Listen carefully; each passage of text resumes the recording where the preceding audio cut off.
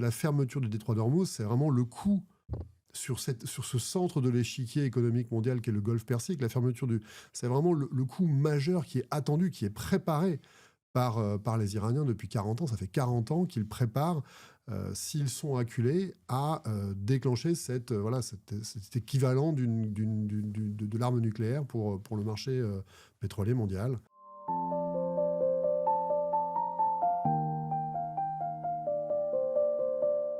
L'Agence internationale de l'énergie, le 12 mars, dit que c'est la plus grande perturbation de l'histoire de la production pétrolière. C'est curieux parce qu'on n'a pas le sentiment, comme ça, en tant qu'utilisateur, même si les prix ont augmenté à la pompe, qu'on soit dans un moment similaire au pic de 73 ou 79, aux deux premiers pics pétroliers.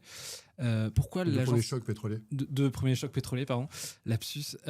Pourquoi l'Agence internationale de l'énergie dit ça, qui est l'acteur quand même de référence sur ces questions-là? Bien, tout simplement parce que ça n'est jamais arrivé. On n'a jamais fermé le détroit d'Ormuz. Donc, on a ce point de passage absolument vital pour l'économie. Et ça fait 40 ans, disons, depuis que les mollahs ont pris le pouvoir en Iran, depuis la révolution islamique en 1979, on sait que l'arme nucléaire du marché pétrolier mondial, c'est la fermeture du détroit d'Ormuz. Il y a eu beaucoup de conflits autour du Golfe Persique. En fait, il y a eu presque que ça. Il y a eu la guerre Iran-Irak dans les années 80. On va reparler un peu parce qu'on l'oublie, mais c'est vraiment la référence qui est la plus pertinente vis-à-vis de la situation qu'on a aujourd'hui. Une guerre très longue, très violente. Oui, qui a duré de 1980 à 1988 et qui est la plus longue guerre du XXe siècle. Donc il y a eu la guerre Iran-Irak, il y a eu la guerre du Golfe en 91. Puis il y a eu toutes les années d'embargo américain sur l'Irak qui ont duré de 91 à 2003. 2003, invasion de l'Irak par les États-Unis, puis guerre civile en Irak jusqu'en 2011, disons. Puis un certain nombre d'épisodes où Israël bombarde et éventuellement avec le soutien des Américains, comme l'an dernier pendant la guerre des 12 jours, bombarde l'Iran. En clair, il n'y a jamais eu une période vraiment paisible depuis les chocs pétroliers des années 70 autour du Golfe Persique. Et bien pendant toutes ces périodes de guerre, d'embargo, de guerre civile, jamais le détroit d'Ormuz n'a été fermé.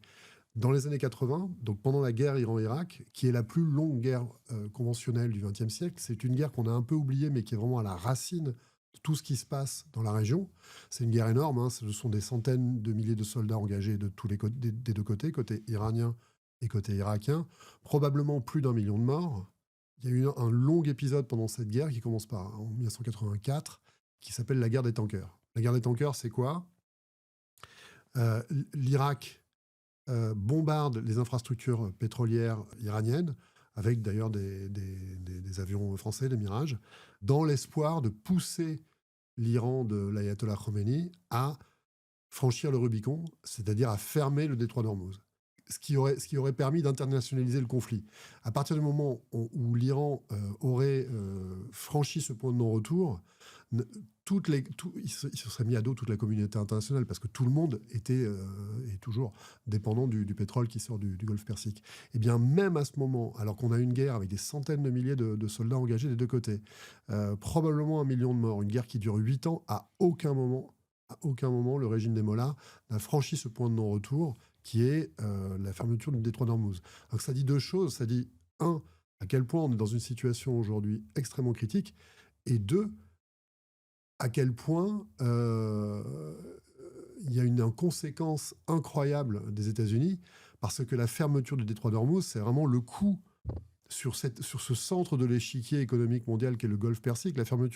C'est vraiment le coup majeur qui est attendu, qui est préparé par les Iraniens depuis 40 ans. Ça fait 40 ans qu'ils préparent, s'ils sont acculés, à déclencher cet équivalent de l'arme nucléaire pour le marché pétrolier mondial. Donc c'est très grave. Alors on le sent moins en Europe, même quand on est automobiliste. Le prix du litre a à plus de 2 euros, c'est quand même quasiment du jamais vu. Là, on atteint 2 euros, 2,30 €. Il va y avoir... J'ai vu 2,67 sur l'autoroute. Ouais, c'est bien possible. Il va y avoir, et c'est que la première vague, si vous voulez, c'est comme un tsunami.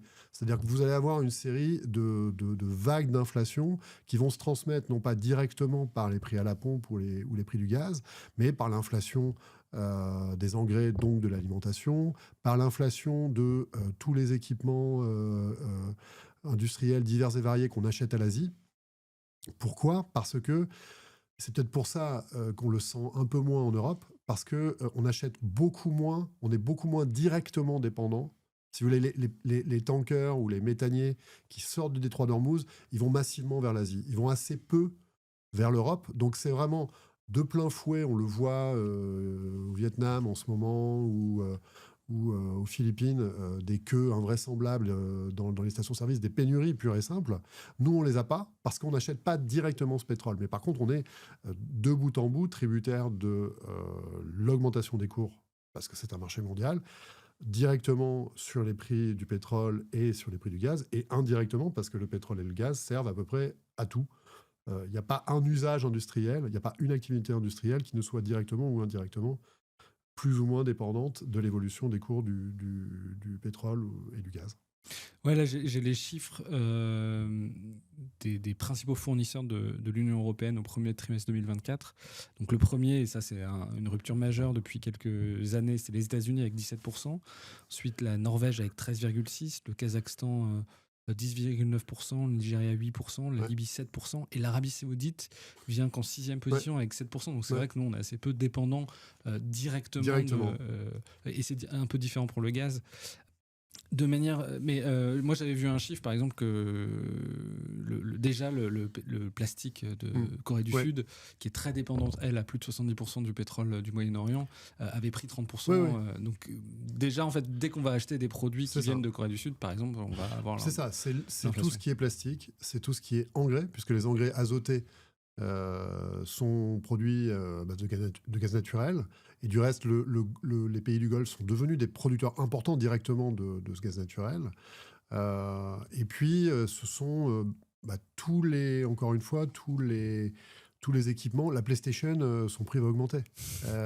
Non mais, Taïwan, la Corée du Sud, le Japon, la Chine sont les plus gros importateurs de ce pétrole et ce gaz. Donc ce pétrole et ce gaz va avoir un impact sur leurs coûts de production et qui vont être répercutés sur les consommateurs. Voilà.